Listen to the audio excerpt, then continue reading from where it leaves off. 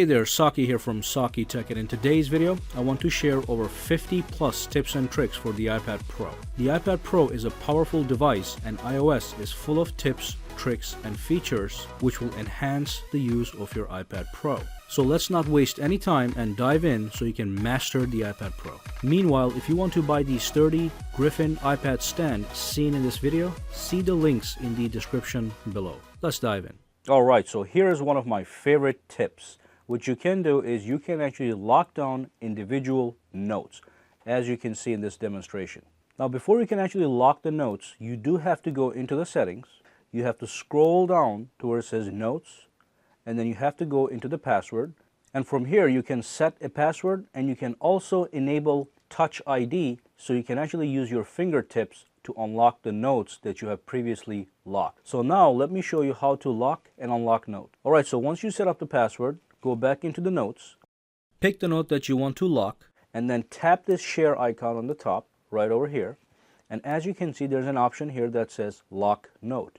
Tap it, and it's going to say Lock Added. Now, Lock Added doesn't mean that the note has been actually locked. You do now have to press this button over here that looks like a key lock and tap on it, and then it's going to say this note is locked. And of course, when you want to view this note, you either tap right over here, or you can actually tap on the key lock, and that's going to ask you to enter your password or use your Touch ID. So let's use our Touch ID. And there we go. So the note has been now unlocked. Fantastic way to hide your notes. Alright, so the next tip. So let's say you were in Safari and you were browsing the web. What you can do is in Safari, in Maps, and in some other applications, you can save a note about what you're looking at without leaving this app. So let's say you are reading this article and you want to make a note of it so you can take a look at it later. All you have to do is tap this icon on the top, the share button, and then click Add to Notes. And that's going to save that into the notes. It's even going to give you an option of what it's going to look like when it goes into your note. So click Save, and then you can now move on to something else. But when you come back later to your Notes application, you can find that note that you saved, which is right over here. And if you click it, it's going to take you straight to that last page that you wanted to come back to later. Now, I'm 100% sure that all of us know about Siri. But you do know that Siri can do a lot more than you think. 3 things I use Siri are to convert numbers, to do mathematics, and to toggle settings on and off just by using my voice. Now, before I show you guys some examples, I want you guys to go into Settings, go into General, go into Siri, and make sure this option over here is in fact enabled. This is going to allow you to launch Siri hands-free without having to press and hold this button, which is the usual way to bring up Siri. Now I can just say, "Hey Siri," and it comes right up. So let's say I'm working on a project and I want to convert inches into meters. I can just be sitting on my table and say, "Hey Siri, convert 20 inches to meters." And as you can see, you get the answer right on the spot. And next, you can do some math. And that doesn't just mean 2 plus 2 or 5 plus 5 or 20 times 55. You can actually chain these together as long as you want. So take a look at this. "Hey Siri, what's 5 plus 6 plus 7 plus 25 times 50 divided by 25? 5 plus 6 plus 7 plus 25 times 50 divided by 25 is 68. Absolutely fantastic.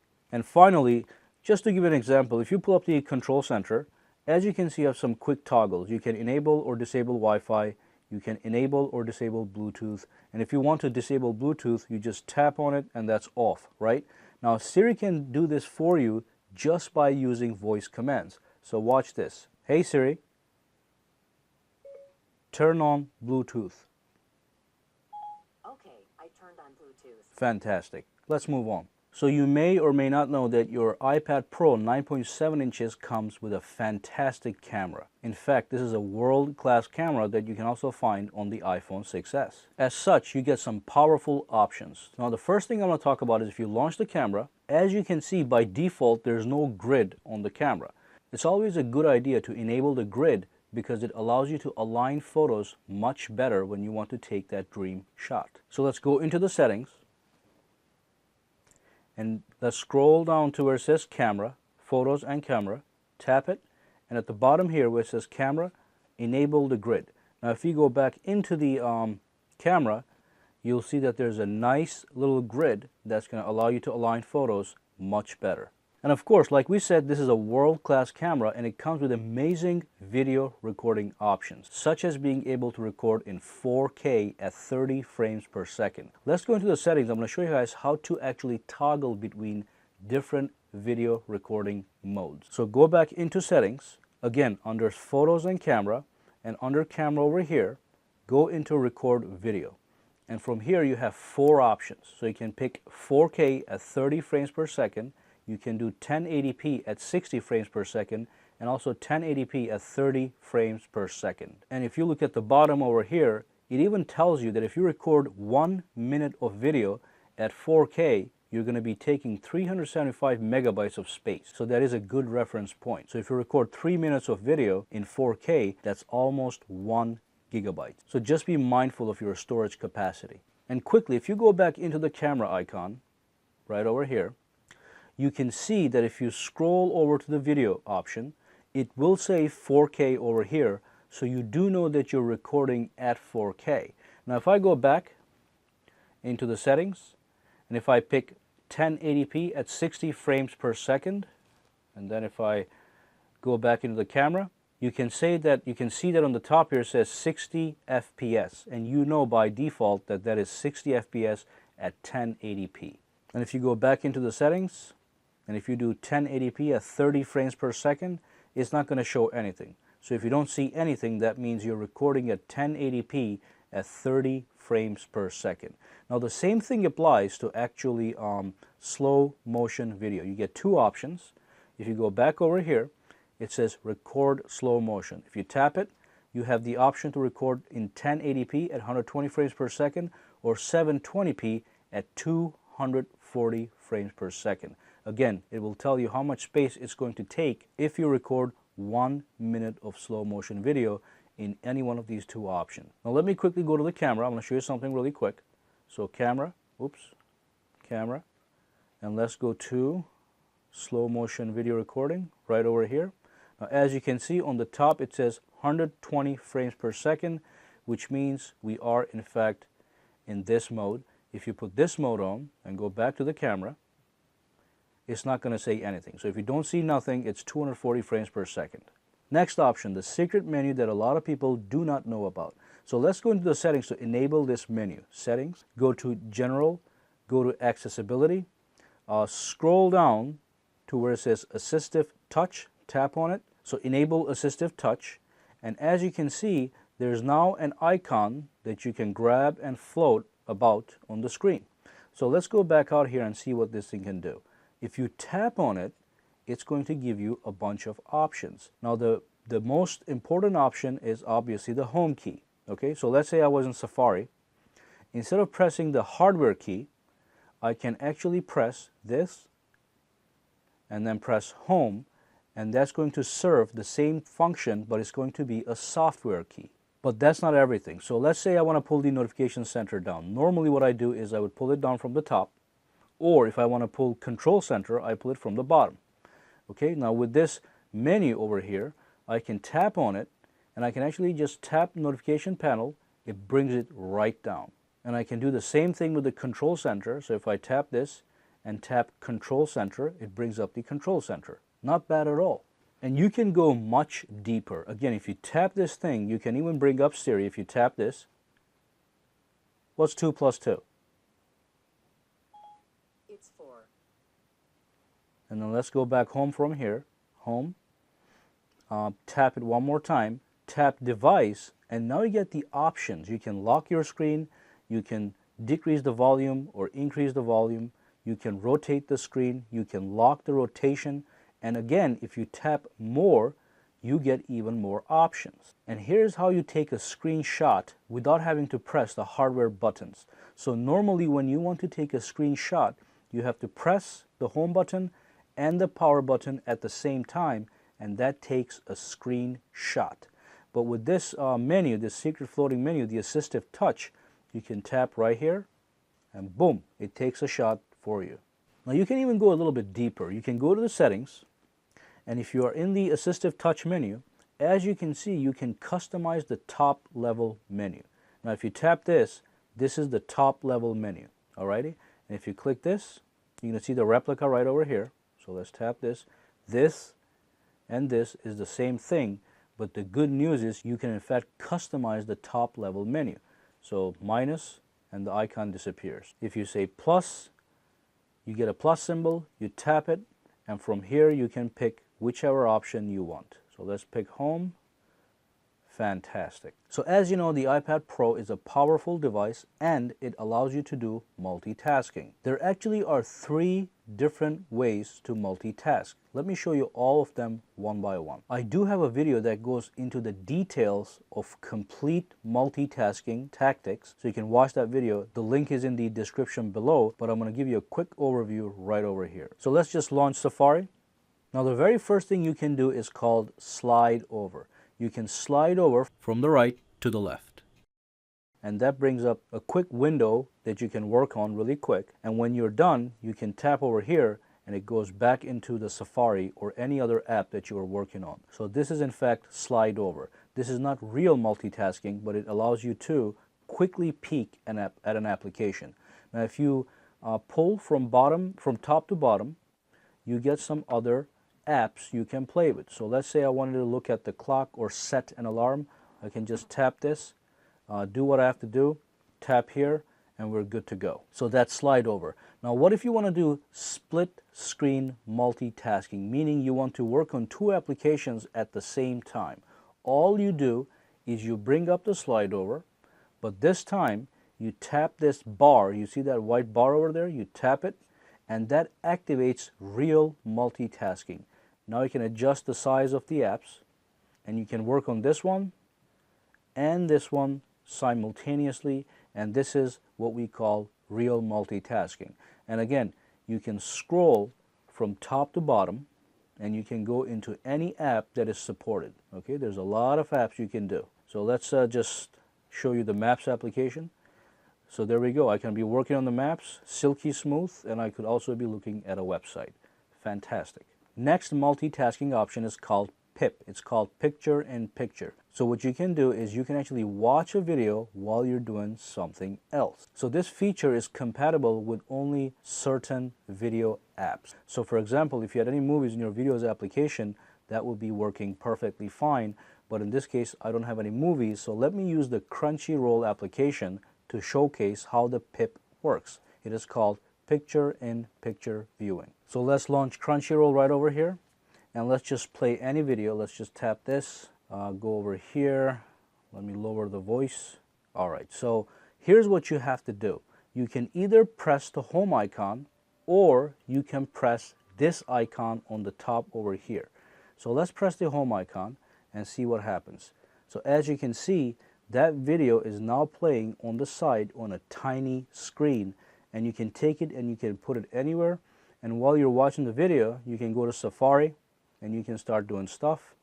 You can go to your mail and start checking your emails, whatever you want to do. You can also increase or decrease the size of this window simply by pinching out or pinching in.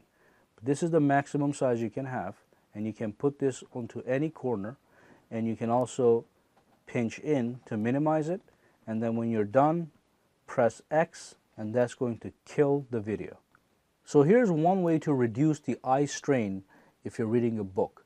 Go to Settings, go to General, go to Accessibility, and simply invert the screen to the grayscale mode.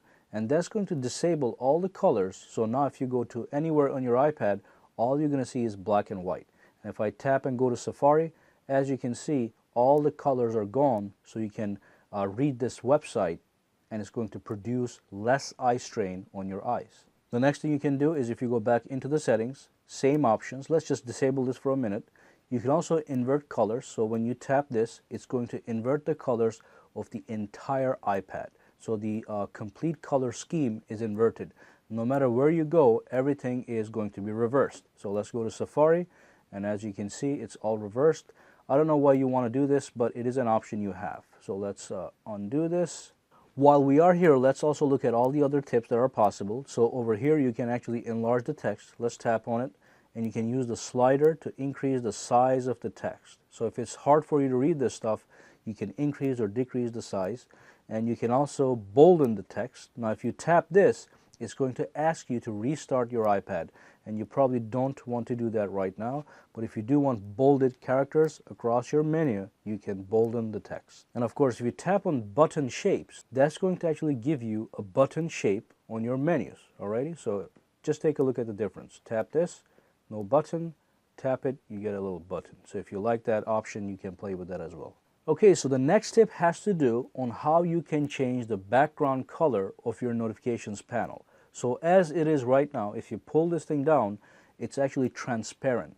So you get that sense of translucency.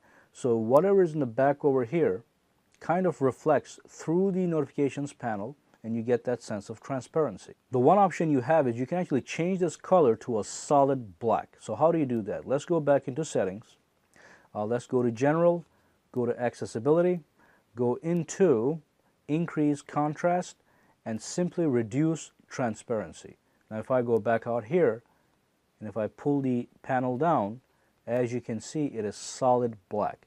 Not only did this change, but as you can see, the bar over here, this bar, horizontal bar, is now gray.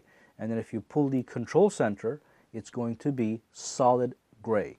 So if I go back over here, disable this, as you can see, everything is much more transparent. And if I pull this down, you get that sense of translucency over here too. But if you do want solid colors, that is in fact an option you have. Next tip, allow your iPad to read for you. So let's just go into notes just to show an example.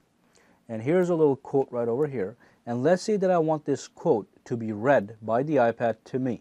All I do is I select the paragraph that I want to be dictated. So press and hold. Let's just select this whole thing over here. And then I can tap on speak. The desirable kind of discipline is the kind that comes from within, which consists in the power of... And that's going to start to read the whole thing to me. Now by default, this option is actually disabled. And if you want to enable it, go into the settings, go to accessibility, go to speech, and make sure speak selection is in fact enabled. So when you select any text, you can tap on that speak button and it's going to speak the whole paragraph for you. There's also a little curious thing over here that says speak screen. Now if you tap this and enable it, all you have to do is use 2 fingers to swipe from top to bottom. Speak selection on a speak button. And that brings up a menu that allows you to allow Siri or the iPad to read to you about what's going on the screen over here. And you get the speak button. You can go forward, you can make it go faster, slower, and you can cancel it out. Nothing special, but it's an option that you have. So next up is one of my favorite features. So as you know, the iPad Pro is your personal device, but a lot of people want to grab it and they want to play with it. So you want to make sure that when you give your iPad to somebody, not everything is exposed. So to do so, you have to enable restrictions. And let me show you how to get that done. By using restrictions, you can actually hide applications. You can restrict certain things from happening on your iPad. So let's go to the settings, go into general, and simply go to where it says restrictions. Now the first time you click it, it's going to ask you to pick a password. Just pick a password by tapping enable restrictions. And let's do something simple for now, for this demonstration. And there we go. So the first thing you can do is the top block over here. You can disable Safari, Camera, Siri, FaceTime, and AirDrop. If I go back out here, as you can see, the camera icon, the Safari icon, they're all locked away. So if I go back into settings, I can't just go right back into settings. I do have to tap on restrictions and put my password. Okay, so the iPad is smart enough to know that. And from here, if you want to re-enable the things, you can just re-enable them. And if I go back out, as you can see, Safari is back, the camera is back, I can now use Siri. But that's not everything. Let me show you one more thing. Let's say I want to delete an application. All I have to do is go over, press and hold, and that starts, the icons start to wiggle, and you can press X, and that deletes an application. So what if you don't want people deleting or installing applications on your iPad? Again, you go into the restrictions, general, restrictions, put your password in, okay? Scroll down and make sure you enable this option.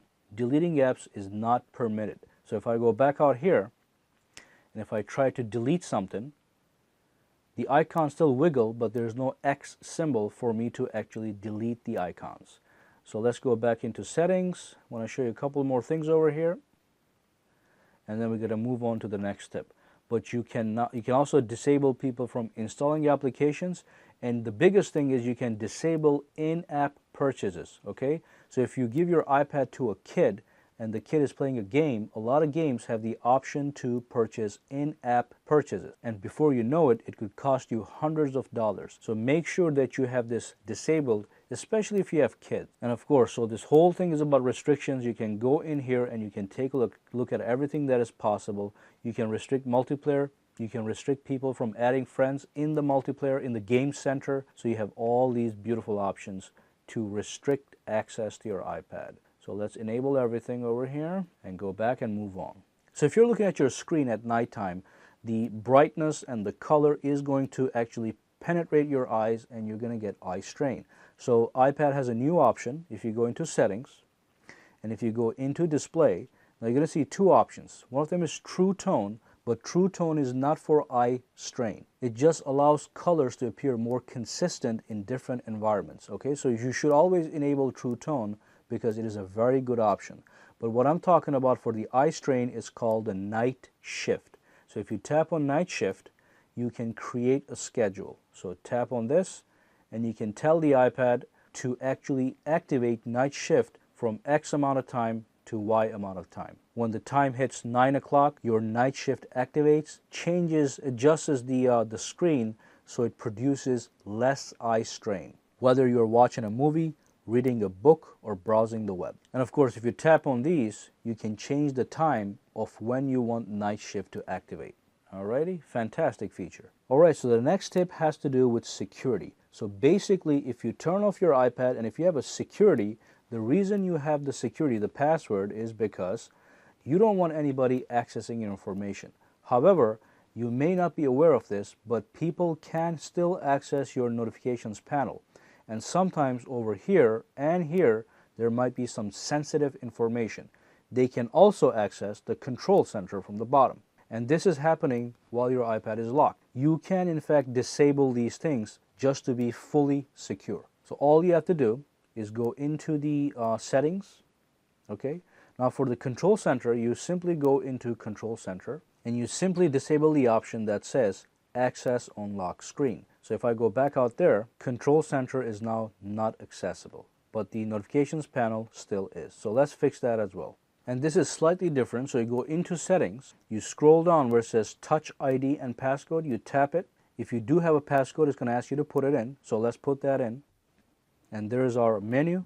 And scroll down, and over here it says allow access when locked to the today screen and the notifications view. So you can disable both of these guys. Now if I turn my iPad off and turn it on, I cannot get the notifications panel.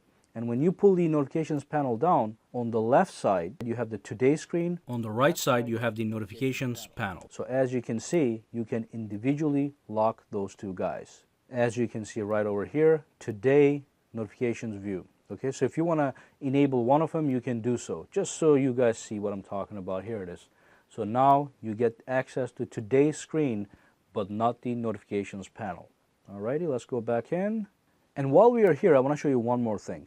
Under Touch ID and passcode, it says fingerprints. And over here it says left thumb, right index, and then it says finger 3. So what is finger 3? Sometimes you may forget. So what I do recommend is when you scan your finger in, let's say you click add a fingerprint and you start the process, make sure at the end of that procedure, you go in here and you actually rename the finger that you used. Index, index. Okay, so that allows me to keep better track of which finger I scanned in. And if I want to go in and make a change, I can do so, especially if I want to delete a fingerprint. Alrighty? And while we are in the Touch ID and passcode section, I want to show you guys one more thing relating to security. So if you go down over here, it says require passcode. make sure this is always set to be immediately. What that means is if you turn off your iPad, it quickly locks. There's no time frame where the iPad is unsecure. So if I go back in, and if I try to go in, it is locked on the spot. And you have to put your fingerprint or your passcode to go back in. And finally, under the same settings, Touch ID and passcode, if you want to be 100% secure, if you want to protect your data and you want to prevent somebody from guessing it by repeated attempts, you can set this option on. So basically this is going to erase all the data on this iPad after 10 failed passcode attempts. Now if you do want to enable something like this, you want to make sure that you have a backup on your computer or somewhere of your iPad, because if you enable this and if somebody does put that code wrong 10 times, the iPad is completely erased. All your information, all your apps are gone. So be very careful when you're making this choice. And of course, if you have a backup, then you're fine. But if you don't have a backup, I wouldn't touch it. Now, one thing I always do when I purchase a new iPad is if I go into my emails and if I swipe an email to the left, it actually trashes that email. I prefer that option. Now by default, what happens is when you swipe to the left, it actually archives that email. It puts it in the archive folder. So to change that option, what you want to do is you want to go into settings. You want to go into mail and pick the account that you want to make a change on. So in this case, it's going to be sakitech, and then click account, and then click, let's go over here, advanced. And from here it says move discarded messages into delete or archive. So if I pick archive, if I go back and click done, if I go back to my mail, this time when I pull over, it's going to archive the message, and that's something you may not want. You may just want to delete that message. So always go back into settings, advanced, and make sure you pick delete mailbox. Alright, so next option, if you go into Safari, if you go to the tab over here and you type in anything, let's say how to customize whatever, right? And let's just say customize iPhone 6. You tap it. The default search engine for this search that you type in onto the top bar is actually Google. You can in fact change that. So all you do is you go into the settings right over here, scroll down where it says Safari, and then tap on search engine, and from here you have 4 options. You can do Google, Yahoo, Bing, and something I've never heard of, DuckDuckGo. But let's go to Yahoo, and I'm going to show you how that works. So if you go to Safari, and if I search for something this time, how to custom, as you can see, this time it's going to be using Yahoo as the default search engine. And here's a quick tip for Safari. Let's say you're at a website and you have scrolled down all the way.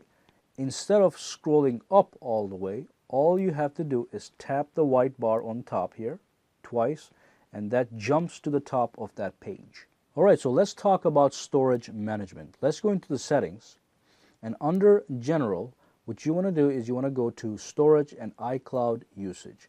Now the first block is your local storage, and the second block is your iCloud account, which lives in the cloud. And if you look over here, you can see some quick stats. So right now I'm using 9.3 gigs and I have available 104 gigs.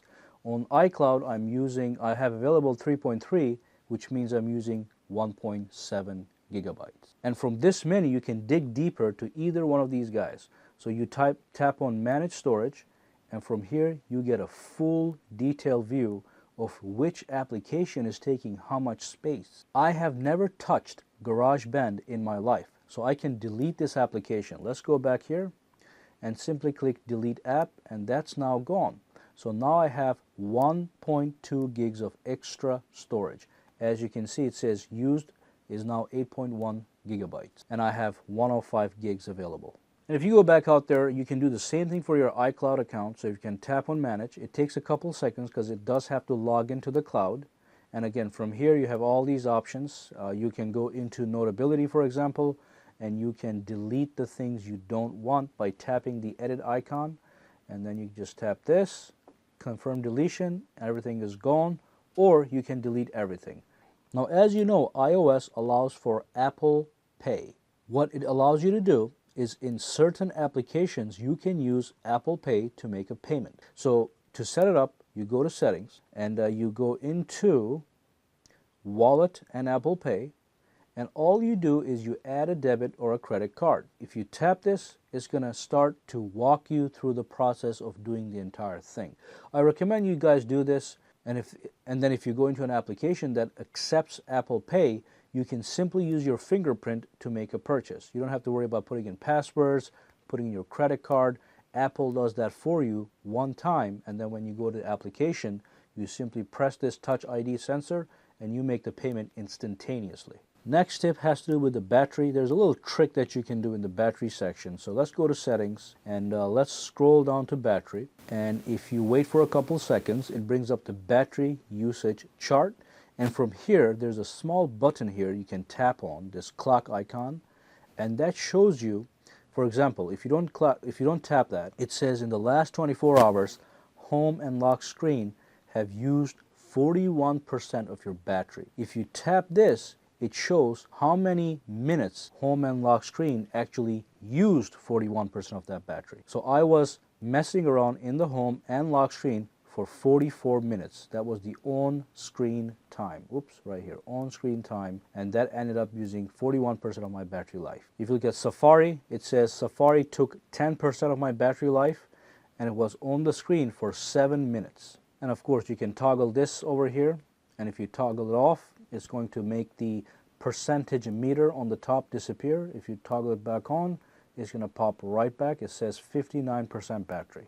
Well, thank you for watching this video. Make sure you subscribe to sakitech and give this video a thumbs up. Also, follow me on Twitter and Facebook at sakitech online, for which links are in the description below. Have a fantastic day.